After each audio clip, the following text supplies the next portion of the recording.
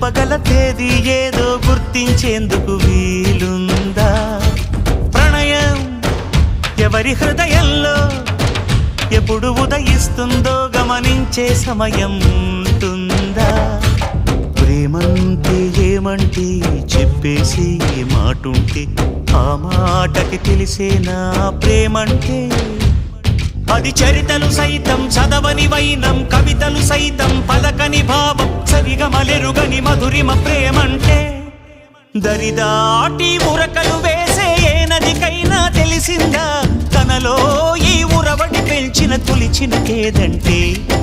సిరిపై రై ఎగిరే వరకు చేనుకు మాత్రం తెలిసిందా తనలో కనిపించే కళలకు తొలి పిలిపేదంటే?